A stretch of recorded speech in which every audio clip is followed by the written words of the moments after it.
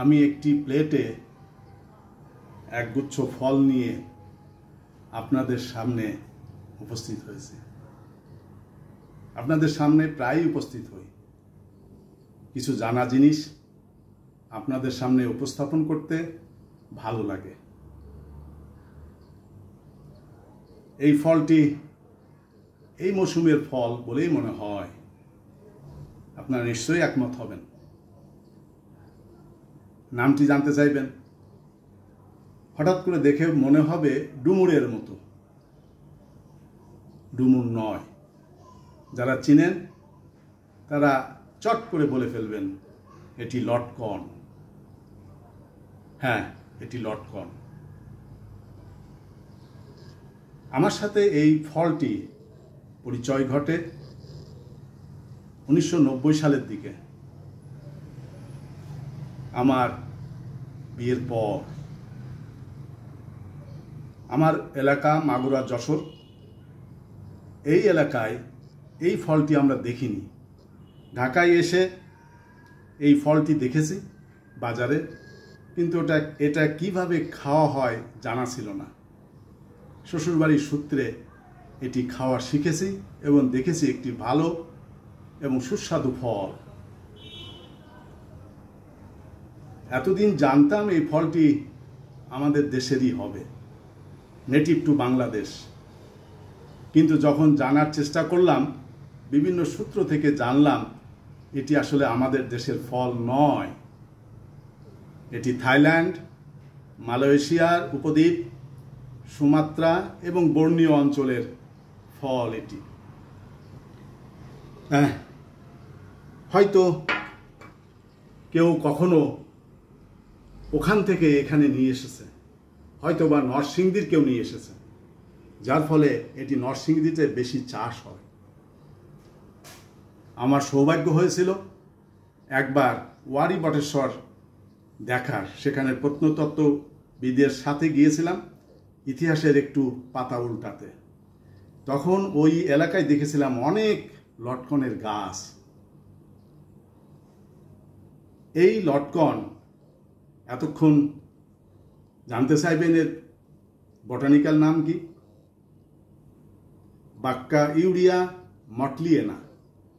আবার বলছি, যেহেতু একটু অপরিচিত ফল, বাক্কা ইউরিয়া মটলিয়েনা। এই মটলিয়েনা নামটি এসেছে, প্রজাতির নামটি এসেছে জেমস মটলি, তার নাম অনুসারে। উনি একজন উদ্ভিদ বিজ্ঞানী ছিলেন এবং তিনিই প্রথম বর্নিও থেকে এই গাছটি সংগ্রহ করেছিলেন। সেই জন্যই তার নাম অনুসারে প্রজাতির নামটি দেওয়া হয়েছে বাক্কা ইউরিয়া মটলিয়েনা। যারা খেয়েছেন তারা নিশ্চয়ই এর স্বাদ জানেন। এটি উপরে একটা শক্ত আবরণ আছে। আমি যদি সেটাই খুলে খাওয়ার চেষ্টা করি, এখানে 3টি বীজের চারিপাশ দিয়ে একটি মাংসালো খাদ্য উপযোগী পদার্থ রয়েছে।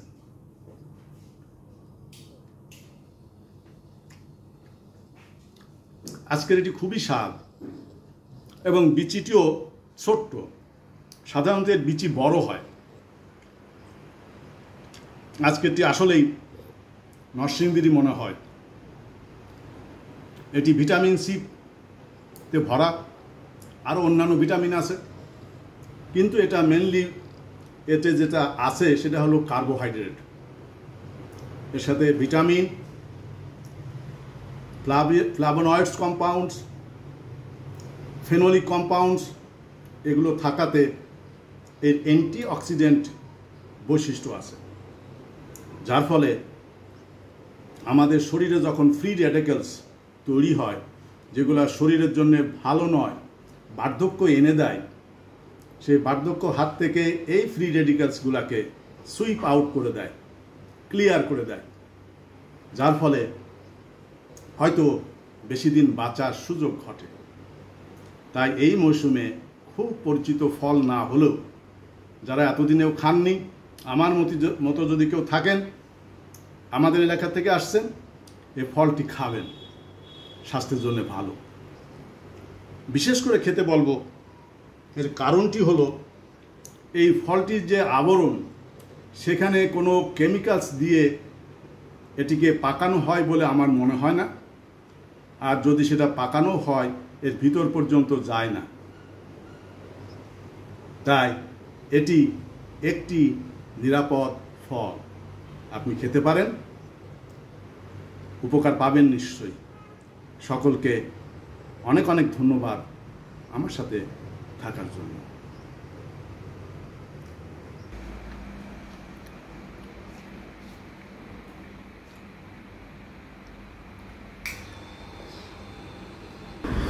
এটি দেখতে পাচ্ছেন, ফলটির খোসা সরিয়ে ফেলা হয়েছে।